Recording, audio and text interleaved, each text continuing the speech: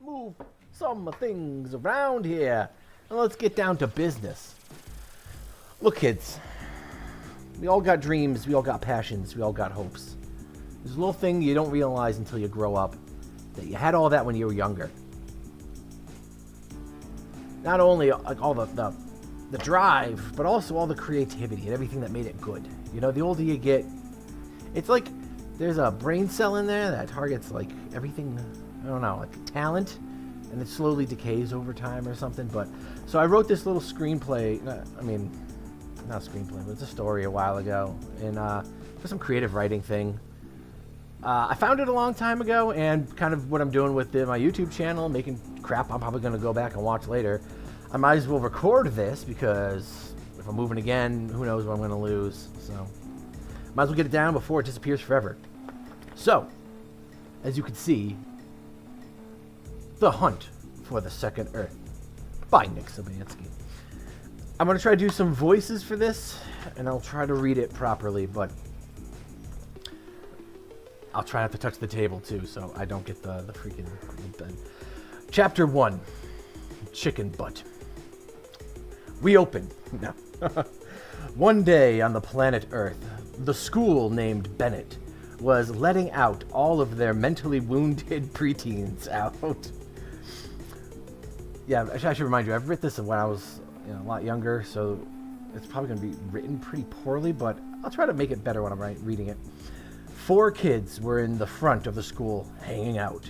Nick S., Nick F., John, and Matt were all sitting in the front on the front stairs. Then the thing that would destroy the world happened. Matt said, "Hey Nick, guess what?" Nick answered, "What?" Matt then said, "Chicken butt." Unbeknownst to them, their everyday talk was being listened to by an alien species called the Tyrants. That harmless joke was not harmless anymore. Those words would be converted into the Tyrants' language, when converted into the Tyrants' language, were very shocking. In their language, they said, "Destroy the planet Earth." The easily angered Tyrants took the request with joy. They then warped to the Earth and prepared their starboard cannons for firing. The world looked on with amazement as their destruction started to take place. The 4 friends knew what was coming and prepared for their deaths. John fell on the ground in a feeble position and started to suck his thumb.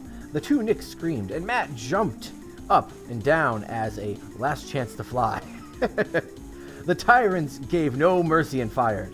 The Earth was instantly destroyed. Chapter 1. The Earth's already destroyed. We're done with that now. We're done with Earth. We don't need Earth anymore. We're moving on. Klebop 5. Chapter 2. Klebop 5. Stew and a whole lot of disappointment. Before I go any further, I should mention, I think at this age, I just read Hitchhiker's Guide to the Galaxy, so get ready for a lot of this to be like Hitchhiker's Guide to the Galaxy. Nick S., that would be me, opened his eyes to see a metal room. Nick S. yelled, "Get up!" I'll guys start doing voices here. "Get up, guys!" I mean, it's me, so it should have my voice. He looked around to see that the rest of them were all on the ground, curled up in balls. They all awoke to see the same metal room. Then they heard a loud bang. Then the door opened. A creature and a robot walked in. The creature was green, with 2 arms, 3 fingers on each hand, 2 legs, no toes, an oval head, and 1 very large eyeball. The creature said, I'm Cleobot 5. I'm a Nolak." The robot said, "Hey, I'm Stu, but that doesn't matter. Actually, my whole life doesn't matter." Cleobot 5 whispered to Stu, "Stop being depressed when we have guests." Then Nick F. fainted. Matt tried to hide by putting his shirt over his head, and Nick S. and John just stood there and tried to look cool. Then Stu threw little earplugs to them all. Put them in your ears, and you will be able to understand all languages," instructed Stu. The 4 boys did as they were told, just like in school. Stu and Klebop 5 showed the 4 boys around. Nick S. asked, "What's going on?" Klebop 5 showed them to seats and told them to sit. Klebop 5 said, Okay, guys, here's the story. He continued, Well, it first started when Stu and I were traveling by your planet. We saw a Tyrant Heavy class cruiser. I was wondering what was going on, so I looked down at the planet. Stu was yelling about how bad his life is. I saw you four doing the classic SOS dance, so I saved you. John asked, Is the Earth destroyed? Klebop 5 answered, Yes, it is. I wish I was destroyed, grunted Stu. Chapter 3. Chapter 3. Many questions and a close encounter. In the ship, still more questions had to be asked. Matt asked, Is there any way to bring it back or to make it over again? Stu said, Yes, but it would be a waste of our meaningless lives. Nick F. questioned, How can we bring it back? Stu answered, Well, we can go to the all-knowing beings on the Forbidden Planet. He continued.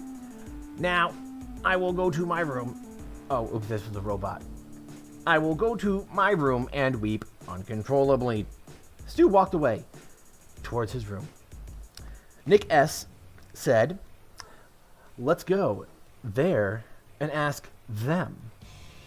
Klebop 5 said, If only it was that easy. Klebop 5 continued, You see, the planet they're on is controlled by the tyrants.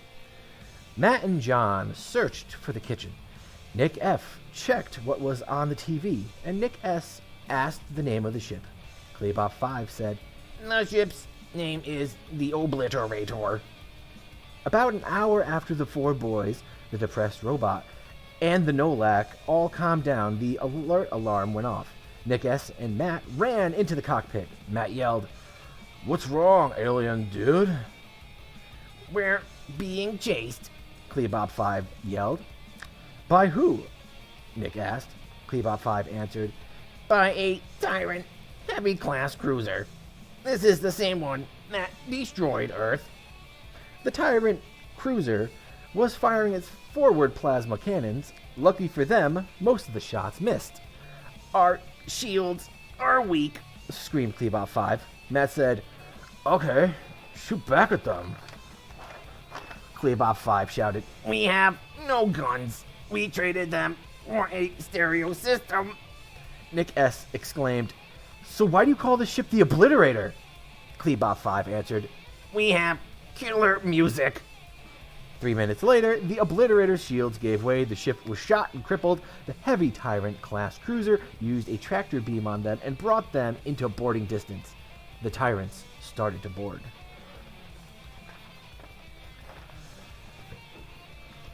I gotta see how many chapters we have so I know. I wrote an epilogue. That's so stupid. Okay, after this one I'll change the little graphic I have up. Alright. Chapter 4. Hide and go seek. Everyone hide! Everyone hide. They're about to break into the ship, commanded Klebop 5. Matt and John and Stu hid in the refrigerator and started eating. Nick S. hid behind clear curtains, and Klebop 5 and Nick F. hid in the corners of the cockpit. The Tyrants broke through and started boarding. Nick S. was the first to see them. They had 2 eyes, long heads, scaly skin, a large mouth, rows of sharp teeth, a lizard body with 4 arms, 2 legs, and a long tail. They were green all over. In their hands, they carried carbon phaser rifles with silencers, which made their guns louder. These rifles also had stun capability. I don't know why I added that. That made the guns louder. It's going to be important information, I'm sure. A shot went off, and Nick S. fell to the floor. 2 Tyrant heavy guards carried him onto their ship. The next to be found was Nick F. and Klebop 5. They were loaded onto the ship. The Tyrants searched the ship but never found the robot and the 2 boys. Moments after the tyrants left the obliterator, Matt and John, now full, jumped out of the refrigerator. Stu followed. Matt called, "Hey guys, did they leave yet?" Stu remarked, "Sensors indicate that Nick S. and Glebop 5 were captured and took to the Tyrant's cruiser." Matt, John, and Stu hustled over to where the Tyrants broke in. The three of them sneaked onto the Tyrant's ship. Stu whispered, We need to get to the jail cells." John asked, "What are they?" Stu replied, "They are on 2 floors down." Then a loud siren went off and a voice came over the intercom saying, "Intruders in Sector B, Floor 1. Stu said, "They found us." Then, with excitement, he said, "Maybe they will kill me."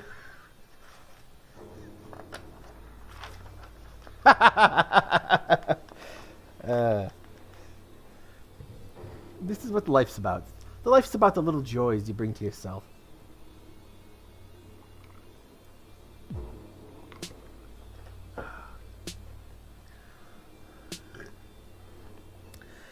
Chapter 5. Who Dat? On the 3rd floor, the team of 3 got off the elevator that they found a little while ago. They split up in hopes to find their friends faster. Matt was first to find danger. In a matter of seconds, swarms of Tyrant Royal Guard surrounded Matt. The Royal Guard is the strongest and best armed soldiers they have. The Tyrant Royal Guard commander shouted, "Give up, human." Matt replied, "Never." Then Matt let out a sonic boom of a burp. The Tyrant shook furiously, and then, with a pop of their heads, exploded all at the same time. Matt was now drenched with slime, but still alive. Then John went face to face with evil. One Tyrant first class mini... Wait.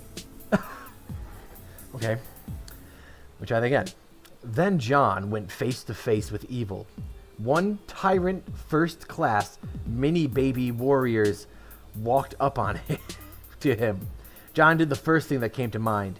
He engaged it in conversation. Soon, the small Tyrant blew up. The baby blew up because its brain could not take in any more information. So it just blew up. "Man, that thing put up such a fight," huffed John. Finally, middle-class Tyrants surrounded Stu. A random Tyrant said, "Resistance is futile." Stu remarked with a whole speech about how much life doesn't matter, how sad it is to live. The Tyrants cried and killed themselves. Stu was victorious. These were our action scenes, I think, in the movie that's going on. Chapter 6. Getting saved with a little self-reflecting. Will, Matt, John, and Stu... Wait, what? Matt, John, and Stu were still were fighting to find them. Nick S. had a little time for a little self-reflection. The Earth is gone, he thought. That means my family is gone. Nick shows no emotion. No more Bennett. Nick shows no emotion. No more McDonald's. Nick screams from the sheer horror of it all. That's good. Klebop 5 cried, "Hey, look. Hey, there they are. They're going to rescue us." When they got there, the jail bars melted from the rancid smell that still crept from Matt's mouth. "Come on, we've got to get back to the ship. We could still meet the mice," shouted Klebop 5. Oh, Klebop 5, whatever. "What?" questioned the 4 boys. "Oh, come on, we've got to get back to the ship. "We can still meet the mice," shouted Klebop 5. "What?" questioned the 4 boys. "I'll tell you later," replied Klebop 5. The 6 of them ran like the Dickens to the ship, where they all got on, then detached from the Titan cruiser. Chapter 7. Mice, Nelson, and your mom. In the ship, the boys still had many more questions about the mice. John asked, "So, Klebop 5, what about the mice thing?" "The mice are the most intelligent beings in the known galaxy," he continued. They are the things that made Earth. Now that Earth is gone, they might help us in our quest. Nick F. was in total awe and said, "Your mom." Klebop 5 then switched the ship into totally unnecessary fast mode. Klebop 5 stated, "We are going to the Gnip Grub. This is where the mice will meet us." In a matter of seconds, the obliterator reached the Gnip Grub. The ship docked, and they all walked onto the restaurant. There they met 3 mice. The first mouse said, "Hey, look at our creations." The 6 people sat down and began to talk. The second mouse screamed, "Shut up!" "We want to show you something," the first mouse continued. "We saved a human from the planet Earth. Meet Nelson," exclaimed the mouse. Nelson walked out of the bathroom and said, "Hey, I'm Nelson." Oh my god, I still got the background vocals on this part of the music. Should have been dead. Whatever, we'll past that. Anyway. Hi, I'm Nelson. The mice then moved on and gave weapons to each person. The Knicks got photon drops, which were a candy. John got a pair of stainless pants. Matt got a can of soda. Klebop 5 got a cell phone that can call God. Stu got a poster of the Spice Girls, and Nelson got a sniper rifle, which in space is a type of cow. The mice commanded us to leave. The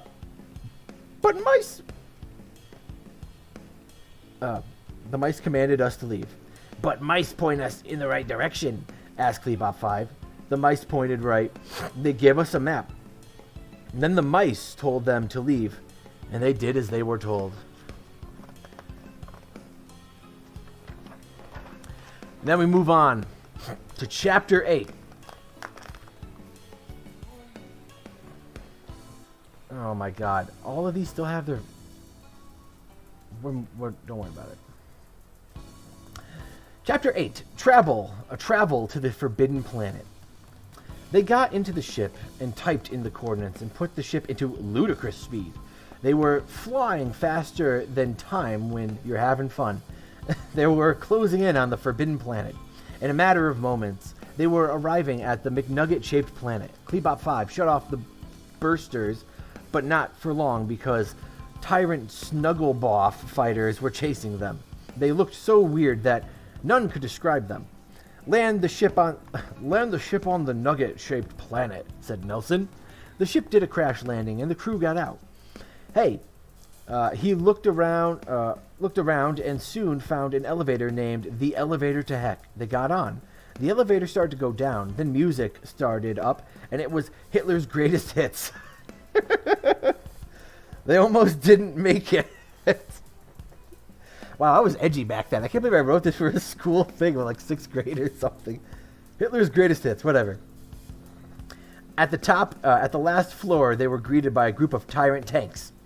The tanks were shaped like the M&M mascots. Klebop 5 whipped out the phone and called God. He got the machine, and the Knicks ate their candy. John just looked at his pants. Matt drank the soda. Nelson milked his cow, and Stu showed him his poster, and they self-destructed. The 6 beings were Papa Smurf, Mickey Mouse, Miss Neary, an Oompa Loompa, Britney Spears, and an unassuming local guy. They each got a wish. Klebop 5 wished that he was just Klebop. Matt wished that after they finished, they would be teleported back to Earth. John wished that Earth were back. Stu wished he were dead. There was much rejoicing. Nick F. wished that all the humans were back, and Nick S. wished he were the ruler of the Earth. Then they were transported back to Earth. And now we move on to the epilogue. After their adventures, Nick S., ruler of the Earth, makes Smurf clones and makes a giant shopping mall in Canada. John becomes the ruler of the underground world. Nick F. becomes the ruler of the water world. The underwater world. Matt becomes the ruler of the moon. Everybody loves Nick S., and he is the best person ever born. Nick S. is the best. All bound down to Nick F. S. Nick S. He is Bolton, the almighty master of evil. Wow, I really had some problems. Do I have another page? Okay, thank God.